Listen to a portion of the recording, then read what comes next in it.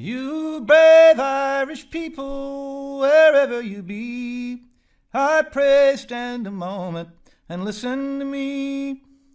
Our sons and fair daughters are now going away, when thousands are sailing to America. Unit 6, Immigration. The third component of modernization of America involved immigration. At the end of the 19th and beginning of the 20th centuries, immigrants arrived in great numbers from overseas. They came to work in industry-related jobs and contributed to the rise and the growth of cities and urban culture that we discussed in Unit 5. Those who came to the United States differed more extensively in terms of their culture, ethnicity, and religious faith from the peoples who had previously come to America. Consequently, the arrival of these immigrants opened questions about national identity in U.S. immigration policy. By 1924, the federal government placed quotas on annual immigration and promoted Americanization rather than the melting pot ideology. Responses to immigration vary. Oftentimes, immigration brings out the best in what is American. Immigration has been and is still part of who we are as a people and a nation. Each new wave of immigration reinforces America as a land of opportunity for those who lack it in their homeland, of abundance of resources, jobs, and wealth, of freedoms, religious, political, and economic in nature, of new beginnings where individuals can start anew and become something other and better than who they were or might have been. These are the images perpetuated by individuals such as 18th century Brit Thomas Paine, 19th century French aristocrat Alexis de Tocqueville, and American poet Emma Lazarus, who wrote The New Colossus. Each presents America as a unique place where even the poorest and the most unwanted groups abroad can become something great in the United States. These ideas are reflected in the portion of Emma Lazarus's poem presented here on the right. Give me your tired, your poor, your huddled masses yearning to breathe free. The wretched refuse of your teeming shore, send these, the homeless, tempest-tossed, to me. I lift my lamp beside the golden door. These were written in 1883 and are currently found on the Statue of Liberty. They greeted the third wave of immigrants. Not everybody views or viewed immigration as positive. Opponents of immigration often believe it harmful to American life and identity. Supporters of this position assert that immigrants reduce opportunities for Americans by taking jobs away and by using up valuable natural and fiscal resources. They also undermine American culture and political and economic institutions. These nativists, as they're known, tend to define the American in WASP terms: white, Anglo-Saxon, and Protestant. Consequently, peoples who are darker skinned, less educated, and from countries that don't possess democratic governments or capitalist economies are often feared. Xenophobia, a fear of different ethnic groups, racism, and even violence often resulted. In times of economic and or political crisis, it is not uncommon for Americans to call for immigration reform and restriction. In this unit, we'll explore waves of immigration and federal responses to immigration. Historically, immigration occurs in waves, and our country has experienced 4 of them.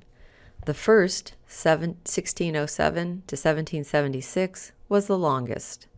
The second came in the mid-19th century between the years of 1830 and 1860.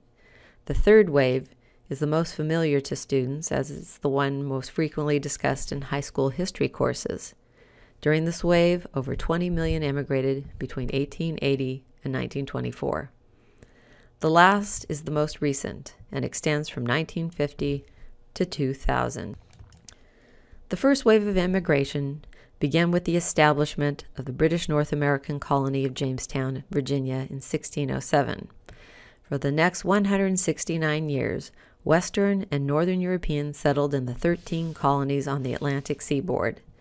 This wave subsided with the onset of the American Revolutionary War, when life in the United States was unstable and the future of Americans uncertain. The majority of Americans in the original 13 states were of Western European origins. 60% were English and 20% were Dutch, French, and German in origin. Consequently, when defining what an American was in 1776, the WASP acronym seemed appropriate. Most Americans were indeed light-skinned, from Anglo-Saxon ancestry, and belonged to some Protestant sect. The ethnic and racial composition of colonial and early America is presented in slide 6. What Americans who supported the WASP identity overlooked was the significant presence of Americans of African ancestry. 20% of the population in early America consisted of blacks. However, because a majority of blacks in the United States were slaves and were defined by the slave codes as property, they weren't factored into the American national identity. Later 20th century civil rights activists worked to remedy such exclusion. The WASP who immigrated in the first wave I'll refer to as old immigrants. Once our government was stable and economic growth began, the need for foreign labor grew. By the mid-19th century, immigrants arrived from Germany, Ireland, and China. These three groups arrived in great numbers during the second wave of immigration that started around 1830 and lasted until 1860, when the country moved closer to civil war. Both the German and Irish groups are considered to be old immigrants in terms of from where they came in Europe and in terms of their adaptability. However, the Irish are the first group to significantly challenge the Protestant character of the WASP identity. The Chinese who arrived are the first group of new immigrants who, because of their place of origin, culture, and ethnicity, challenge all aspects of the white WASP American identity. Those of German ancestry comprise part of the first wave of immigration. Large number of German populations lived in colonial America and then in the states of New York and Pennsylvania. By the mid-19th century, those arriving from Germany tended to be farmers and political rebels who tried to create a united Germany with a democratic government. Unlike American revolutionaries with similar goals in the 18th century, these 19th century German revolutionaries failed to achieve a united Germany with a democratic government. When they emigrated, they came to New York and Pennsylvania, but also to Milwaukee, Wisconsin, where they established breweries. Hamm, Schlitz, Pabst dominated the American beer industry in Milwaukee until the 1970s. Other German immigrants went to Missouri and Texas to farm and to establish the Germany they envisioned at home but did not get through their revolution. They brought with them their culture and traditions, like the Christmas tree and the Christmas carols. Consequently, they were easily assimilated into American life and contributed to the notion of America as a melting pot. The Irish began to arrive in the 1830s as a result of potato blight and resulting famine. These immigrants settled in New York City, Boston, Chicago, and San Francisco, where they labored on the docks, worked in the factories, and on the railroads. Although geographically they came from Northern and Western Europe, they tended to be less skilled and educated than those of earlier waves. They also tended to be Catholic. Hence, nativists disliked them and worked to prevent their immigration and naturalization. In slide 9, in the bar graph, in the right lower hand corner, you can see this wave and how it peaked by 1860 and 61. Above it, you see the sources of immigration in the second wave. 70% came from Ireland and Germany. On the left in the map, you see that few, if any, immigrants during this wave went to the American South. Slaves provided Southerners with necessary labor. Consequently, those who arrived who looked for labor would not go to the South. Instead, they settled on the Atlantic seaboard, in the Ohio Valley, and eventually migrated and settled west of the Mississippi River. On slide 10, you can see where significant Irish communities surfaced. In response to the arrival of the Irish, the Know-Nothings emerged. They were a second group of Americans who believed in keeping the WASP national identity pure of Irish, and Chinese blood and influences. They were called the Know-Nothings because when asked about their doings, they said that they, quote, knew nothing. They viewed Irish in stereotypical terms. Patricks, or Irishmen, were labeled lazy drunkards who liked to drink and brawl. Bridgets, or Irish females, were viewed as dumb, domestic, and untrustworthy. These nativists vowed never to Irish an Irishman and hung out signs on their businesses, "No Irish need apply." Nativists saw the first loyalty of Irish men and women not to the United States and its government, but as Catholics to the Pope. The nativists called for the extension of naturalization from 5 to 10 years and formed the American Party and elected governors in states of Connecticut, Rhode Island, Massachusetts, and Kentucky. Slide 12 illustrates the extent of popular support for the American Party candidates in the 1856 election. 22% of the popular vote was cast for the American Party, which stood for anti-immigration. Nativists and members of the American Party often hired gangs of thugs to harass the Irish and to prevent them from voting. Such rabid nativism is portrayed in the movie The Gangs of New York. Nativists also targeted the Chinese, the third group involved in the second immigration wave of the mid-19th century.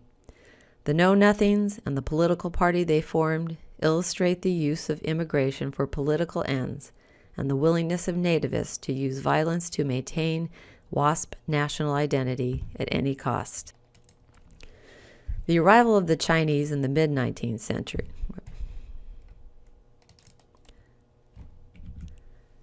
The arrival of the Chinese in the mid-19th century significantly challenged nativist ideals of American national identity. Chinese males arrived between 1830 and the 1860s as the result of poverty and discrimination in their homeland. Many hoped to succeed financially in the United States and possibly return to China.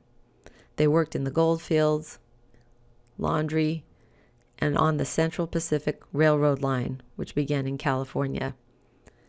Large Chinese communities existed in San Francisco, Oroville, and Marysville, California. Due to their small number and to their willingness to perform hard and dangerous labor, they were initially accepted by many Americans, especially on the West Coast. However, with the arrival of immigrants in the third wave after 1880, the Chinese became the target of significant violence and of the first federal immigration restriction, the Chinese Exclusion Act. The U.S. Congress passed this act in 1882 and restricted male laborers from immigrating to the United States. It levied fines against captains of ships who illegally brought over Chinese immigrants. If these captains were caught and convicted, they had to pay $500 per individual that they had brought into the United States. The Chinese Exclusion Act did allow students, wives of merchants, and diplomats entrance into the United States, as Congress and nativists viewed these groups as temporary and non-threatening settlers. The act initially restricted Chinese immigration for 10 years, but was renewed by Congress every 10 years until 1937. Slide 15 shows an editorial cartoon that illustrates U.S. policy and the Chinese Exclusion Act. Uncle Sam is chasing what is portrayed as a traditional Chinese man, asking him to get out of the country as quickly as possible. The passage of the Chinese Exclusion Act, as noted, was in part a response to the third wave of immigration. This wave, which consisted of what I call the new immigrants, was the third and largest wave. Those who arrived came from South, Central, Eastern Europe, and Asia, and not from Western or Northern Europe. They tended to be darker skinned, Catholic, Greek and Russian Orthodox, and often Jewish, and didn't fit into the WASP national identity. The Italians were the largest group to arrive between 1880 and 1924. Nearly 3.1 million came between the years of 1900 and 1920. They were pushed out of their homeland by poverty and poor economic conditions. Many came from southern Italy and Sicily. They tended to be male and came to the United States with the intention of temporarily working in the United States to earn wealth. They intended that they would return to their homeland to buy land with the money they had earned while working in the United States. Males arrived and often sent for another male relative, an uncle, a brother, or a son to work on the docks of New York City and Boston, and in the factories of both cities, as well as in Chicago. They labored in the mines out west and in the canneries and the fishing industries of San Pedro and Long Beach, California.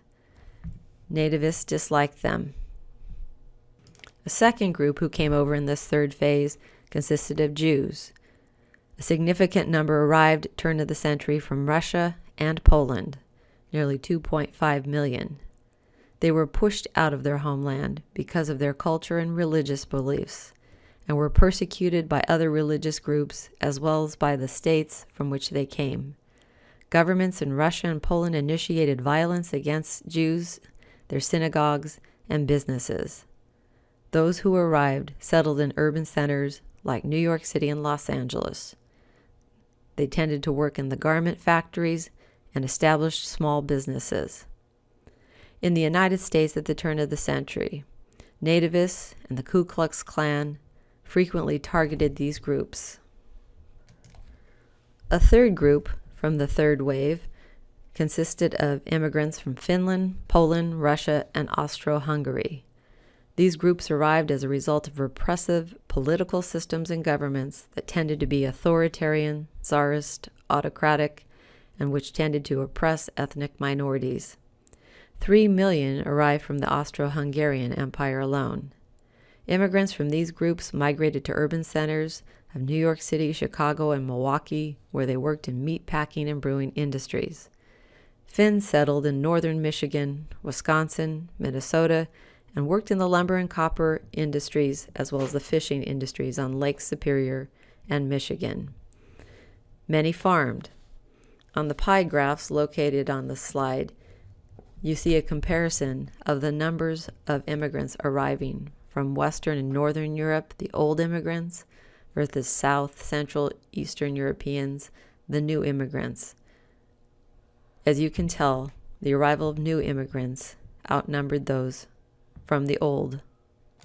Slide 19 on the left illustrates the geography of immigration and the places from where these new immigrants came. To the right, you see bar graphs. Over the course of 60 years, between 1861 and 1920, the number of new immigrants arriving from Central and Eastern Europe greatly outnumbered the old. These new immigrants tended to travel to the United States on steerage or third class. First-class passengers were processed on ships that brought them. Third-class passengers had to first go to Ellis Island, where they were processed in the Great Hall. The ordeal usually lasted a day. Initially, states processed immigrants. However, the third wave caused a need for a federally controlled system of processing the new arrivals. This led to the opening of Ellis Island in 1892. Ellis Island provided the federal government with the perfect location for an immigrant processing center. Located in Hudson Bay between New York City and New Jersey, the government could control who came in and out of the country. In the 18th century, Samuel Ellis owned the island, hence the name, but he eventually sold the island to the city of New York, who placed a fort on the island to protect New York City. Facing little danger from invasion, the city sold the island to the federal government, where it served as the processing center between 1892 and 1954 for new immigrants. While open, some 12 to 20 million passed through its gates. Third-class passengers had to first go through Ellis Island, where they were processed at the Great Hall. The ordeal usually took 1 day. Usually poor, these immigrants had few possessions, and many spoke no English. Upon entering the Great Hall, the new immigrant was quickly looked over and checked for signs of illness. Some were pulled aside for additional physical and mental exams. If one did not pass inspection, one went to the infirmary or was returned to his or her homeland. Nearly 3% of those who arrived at Ellis Island were returned to their homeland. If the process lasted more than one day, then immigrants were provided with food and a place to sleep overnight. Ellis Island often proved to be a frightening place for those who came through it. They were often separated from their family members and feared the police that were there. They often had their names anglicized or Americanized. The island closed in 1954 as a result of tougher immigration restrictions. It is now open as a museum and record center. By the 1920s, America witnessed the rise of nativism. This was due to economic downturn and to the diverse and different ethnic composition of the new immigrant. The push for immigration reform challenged our open-door policy, which we had had since 1776. Many nativists and Americans began to reject the melting pot concept in favor of Americanization. They believed that we should not become like new immigrants, but they should become like us. They should learn to speak English, learn U.S. history, and state their oath of allegiance to the United States daily in the public school system. The public school system was indeed the most democratic institution in the United States at the turn of the century. You'll be reading about public schools and immigration for the quiz related to this section. Their efforts reduced immigration and established a federal policy based on national origin. The acts are known as the National Origins Acts of 1921 and 1924. These based immigration admissions on the places from which one came. It led to the creation of quotas on Eastern Hemisphere immigrants, but not from those from the Western Hemisphere.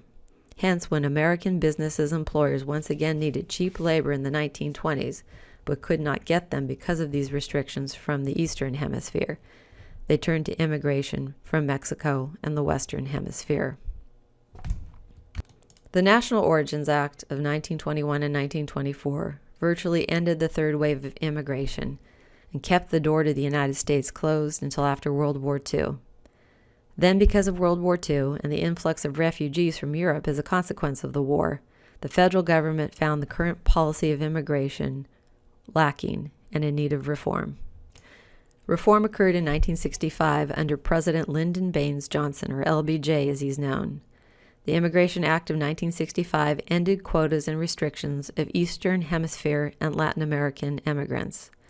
President Johnson signed a bill that has dramatically changed the method by which immigrants are admitted into the United States. The bill signed by LBJ is the Immigration Act of 1965. This act is also known as the Hart-Celler Act.